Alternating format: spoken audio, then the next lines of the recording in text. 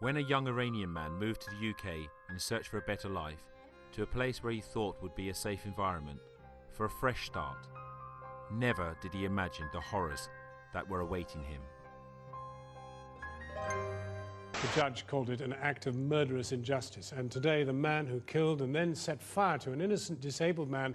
The murder of Bijan, described by the judge as an act of murderous injustice. Mr. Ebrahimi was a lonely, disabled Iranian man with a passion for gardening. Out of my house! Trust me, take pictures of me again, I'll f you up! On the 14th of July 2013, Bijan Ibrahimi was brutally murdered. He was hunted down, beaten to death and then set on fire outside his own doorstep after being wrongly branded a paedophile. It was here in Bristol, in the southwest of England, where he lived and was murdered by his neighbours. I'm here to find out the truth of what did he do to deserve this barbaric act of murder? Could it have been prevented? And why didn't anyone help him?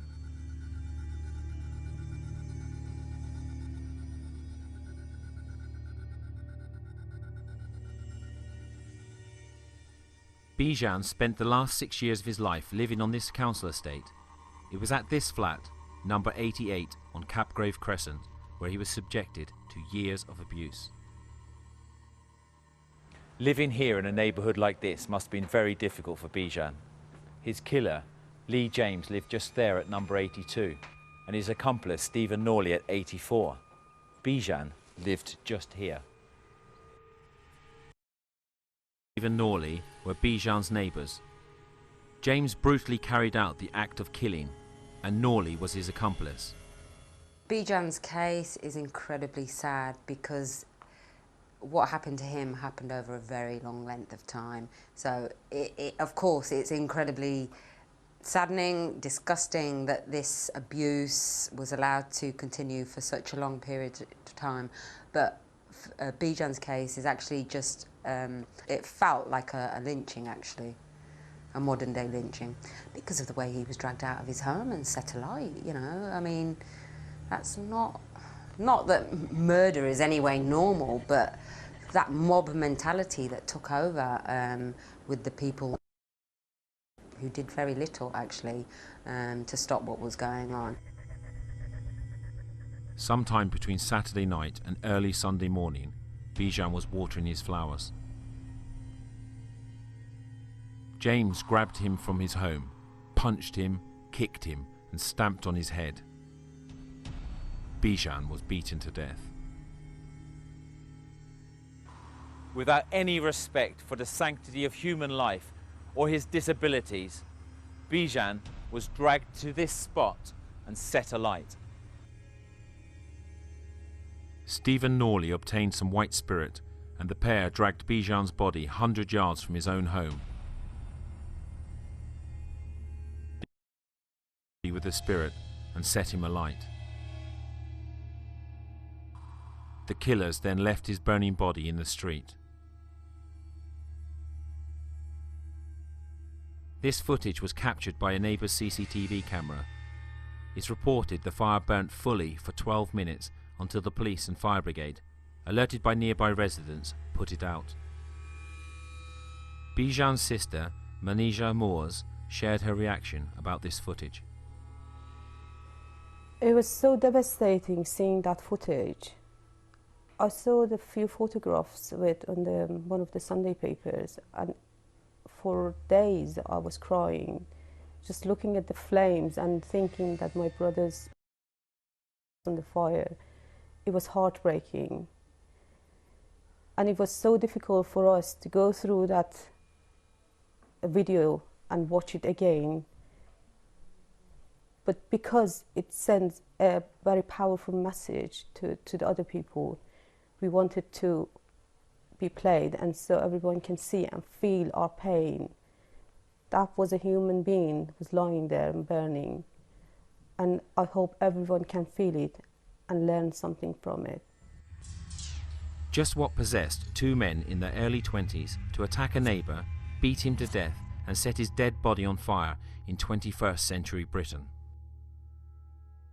What we do know is that Lee James was fueled, and along with children and other adults in the area, they'd long been harassing Bijan and vandalising his flowers and plants. In the end, James decided that Bijan didn't deserve to live and seized an opportunity to murder him. When Bijan began taking photographs to capture the antisocial behaviour around him, the neighbourhood turned on him and falsely accused him of being a paedophile.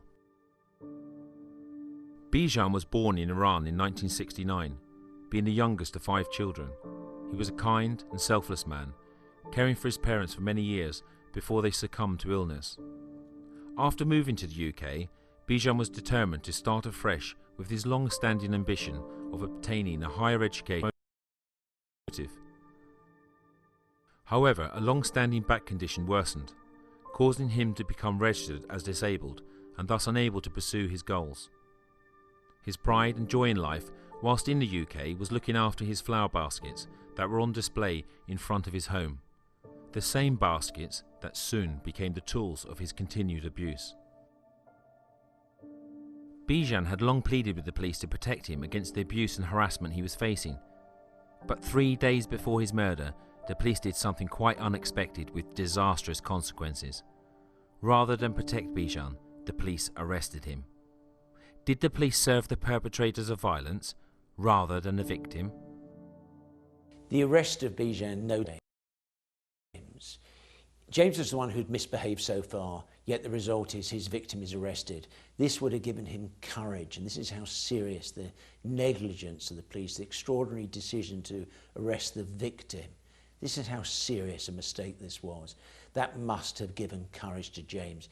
He'd already boasted that he was going to kill the man, and he did, and who was to stop him? The footage you are witnessing was recorded by Bijan himself. Little did he know that he would be filming the man who would later kill him. Bijan filmed James drinking alcohol and smoking while looking after his children outside his flat, after a series of incidents where his flowers were damaged. James, noticing he was being filmed, barged into Bijan's home, shouting abuse. He was 24 years old at the time. That's a f***ing warning, right? You get on Bill all you want. Get on Bill and I'll say to him, you're taking pictures of me.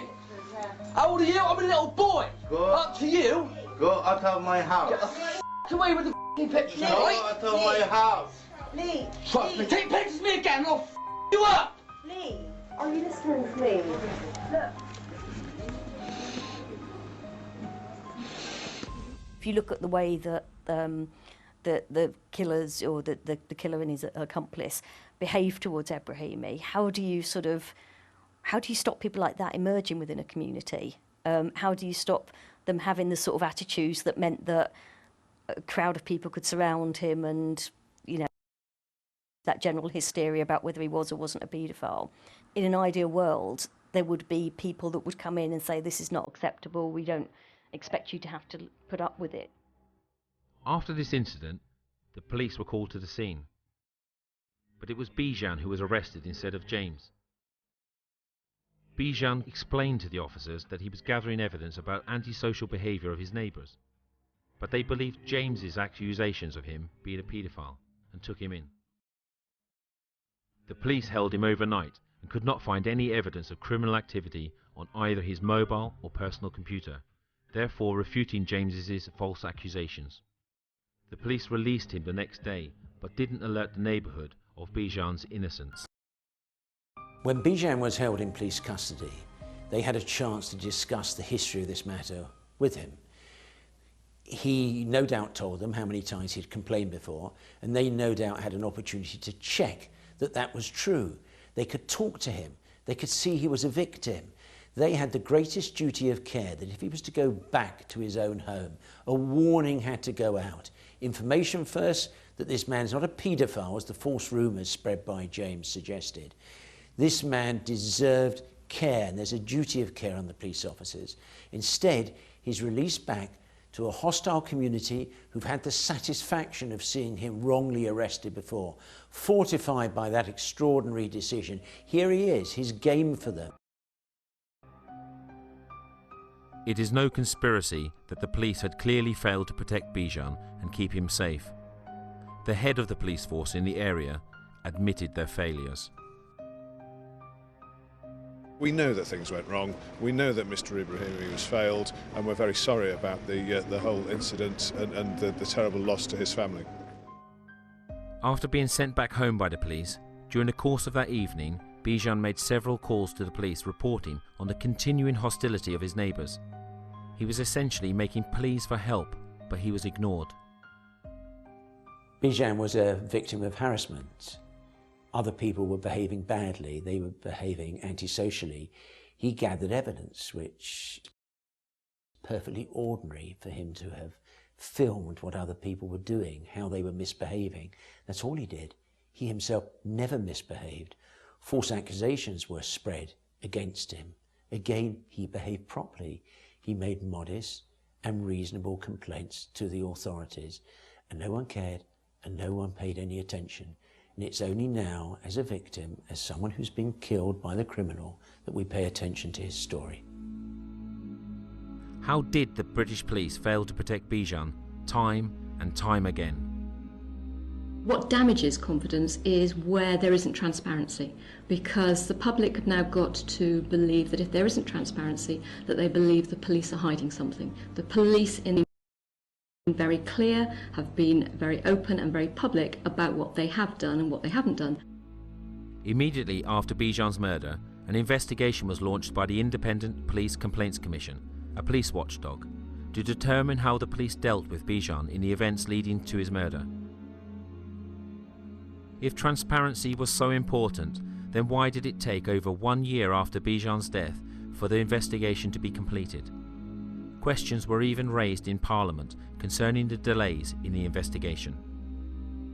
The Home Secretary will, I hope, be aware of the tragic murder of my constituent Bijan Ebrahimi, whose killer was sentenced last Thursday. He was attacked on the grounds that his neighbours thought quite that he was a paedophile. I have written to the Home Secretary, but can I urge her to do anything that she can to make sure that the IPCC has the resources to report as quickly as possible? It's really important for community cohesion in that area that we can resolve this. The Honourable Lady makes a very serious point about this terrible case. I will indeed look, I haven't seen the letter that she sent to me yet, but I will indeed look very carefully at what she is saying in that. And of course, overall, we are trying to ensure, through extra resources in the IPCC, that they are able to do their job effectively in looking at how these matters, at how cases where there are complaints against the police are dealt with. As she says, this is a terrible case, and I will look at her letter very carefully. Even after Bijan's death, the failures of the police were haunting him. Bijan's family agonising time waiting for the police to provide answers. The results of investigation is still not available to the public. I'm not quite sure why it did take the IPCC so long. I know that there was the delay because the original report in December 2013 wasn't satisfactory. They obviously had quite, I think they interviewed 18 police officers and support staff, but they obviously had to talk to neighbours as well, and then they did have to go back over quite a period of time. It's difficult for me as sort of an outsider, although I've had a couple of conversations with them, to know how much time they were actually able to devote to it. They seem to have been steadily working on the case, but I'm sure it would have been the case that if they'd had more people working on it, if they hadn't been cuts in resources, then they could have done it a bit quicker. And I think in terms of the sort of feeling within the community, the tensions within the community, it would have been very helpful if they could have dealt with it quicker. Finally, the outcome of the investigation led to 3 police officers and 1 police community support officer being charged with criminal offences. The 3 police officers are accused of failing to respond to allegations and calls for help by Bijan, and the other officer is accused of lying about the contact he had with him. And as well as the 4 facing criminal charges, a further 6 officers and 7 members of staff will be subjected to disciplinary action. But this will not happen until the court case is concluded, which won't happen until later this year.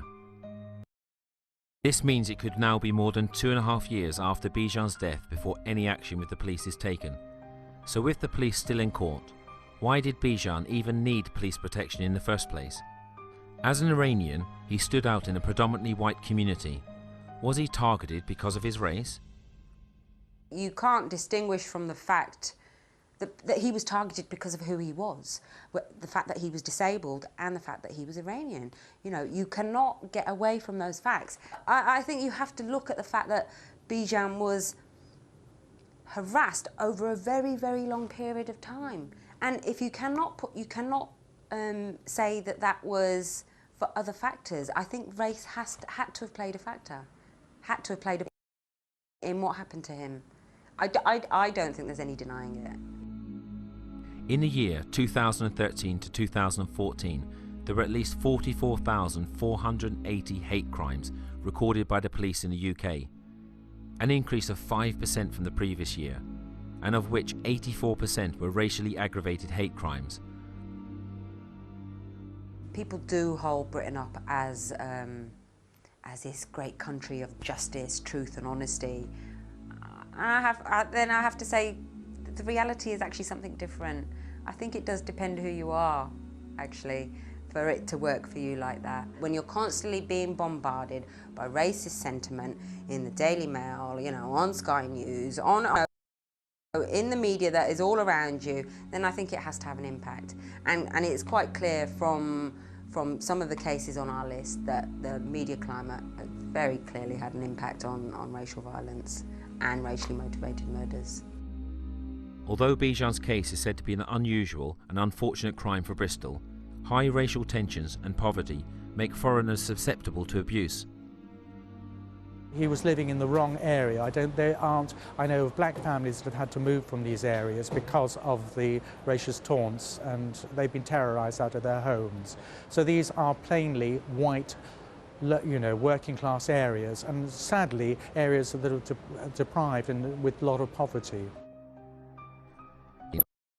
Of Stephen Norley and Lee James at Bristol Crown Court, Bijan's sister Manisha Moores spoke to the press, expressing her concern on the subject matter. A wonderful son, brother and uncle has been lost to this war. The next question to be answered is whether Bijan's death could have been avoided if he had received the protection he deserved from the authorities. Lesson must be learned before other vulnerable lives are lost. What role does society play in the problems Bijan faced? Bijan's torment at Capgrave Crescent wasn't an isolated incident. The scars run much deeper. He was driven from his previous home here at West Town Lane after it was... Bijan experienced the most horrendous abuse on almost a daily basis here in the UK. Another reason for his victimhood, in addition to his race, was debilitation back problems. The British government has had a history of failing to provide enough support for disabled people. The cuts facing disabled people's organisations as well, which play a key role in supporting and encouraging reporting, supporting disabled people, lobbying for change, all these kind of things, they're facing huge funding problems as well. They've been facing funding problems for a while, and it started with a recession, but it has certainly accelerated under the coalition, under the austerity measures. Was facing 27% cuts. That's bound to have an impact on local disabled people's organisations run by disabled people, which are often funded in large part by their local authorities.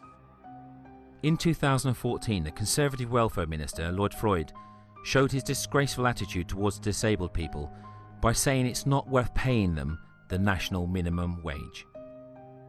There is a group, and I know exactly, I mean, they're actually, as you say, they're not worth the full wage. But actually, I'm going to go and think about that in particular. There is something we can do nationally and without distorting everything, which actually, if someone wants to work for £2, it can be actually. What kind of message does this send to British citizens who are disabled? I don't think it's so much what disabled people can do. I think it's really more about what, apart from reporting, they can do more to report. Try and push themselves to report these very worrying and unsettling things that happen to them. But it's more about what society needs to do to address those barriers that disabled people face. This is one for the government, this is one for local authorities, public bodies, society as a whole, to address this kind of persistent, I say endemic, discrimination and hostility that falls beneath the surface. So Bijan was more than just a victim of his murderers, but of society also. He played by the rules and consistently asked for help, but was let down by the system. There was nothing more he could have done. You would think that at least his killers would get what they deserved. In Britain, stabbings, violence and racial abuse are destroying lives. Naturally, the British public are frightened. In Bijan's case, his killer was his neighbour. Here at Bristol Crown Court, the UK legal system decided that James could be back out on the streets in just 18 years. What about Norley, who dragged Bijan's lifeless body and set it alight with the white spirit? Well, at the time, the court decided he could be out in just 2 years. Was this a fair sentence given the overwhelming context of their actions in the lead-up to Bijan's murder? Many people will think that the 18-year minimum tariff received by Lee James was lenient. The judge has to select a starting point for his sentence. And even if, in those days, the campaign against Bijan didn't fit into any category that gave a higher starting point, even if the right starting point was as low as 15 years, each judge must look at the individual circumstances of the case. Every aggravating factor can lead the judge to any sentence. You can start as low as 15 and you can end up double that sentence.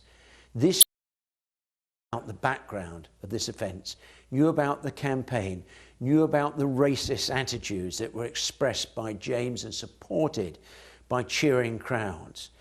Armed with that material, the sentence could have been a lot higher. The problem of racial violence and how it is treated by the British police and criminal justice system was highlighted by the investigation into the murder of Stephen Lawrence, which resulted in the Macpherson report in 1999. At that time, there was a massive recognition of racially motivated violence. Huge number of recommendations were made by Macpherson about how the police should investigate such crime and how they should be prosecuted by the criminal justice agencies, how they should be handled within the court system by the CPS and by judges. The practice now, race is deleted out, and quite often this happens when judges come to sentence as well. They have the power to bring the racial element back into a case and sentence accordingly. Quite often they refuse to do so. But my understanding of the case is that Bijan believed it was racially motivated, as did his family. Therefore, according to Macpherson, the police had a duty to investigate it as such. They may not have believed it, they may not have found evidence of that, but they had a duty to investigate it as such. And I think that's part of the problem. The police become the judge and the jury and say, no, race wasn't a factor here. In 2013, new laws came in ordering that if a murdered individual is targeted because on the basis of disability, instead of the murderer having to face a minimum of 18 years, they would be liable to serve a minimum of 30 years. However, the criminal justice system did not treat Bijan's case as a disability hate crime. Because the criminal justice system did not treat this as a disability hate crime, then the person who murdered Bijan was sentenced to 18 years minimum rather than 30 years. And we won't know until we see those reports why those decisions were made, but it certainly seems to me that they were wrongly made. Much remains to be answered. Why were his pleas for help ignored? Why wasn't race or his disability taken into account? Will the police officers who dealt with him be found guilty for their misconduct? Whatever the answers may be, it's all too late for Bijan. Bijan's dream of a normal life with the minimum necessities, such as peace and security, proved too idyllic for the UK society and system.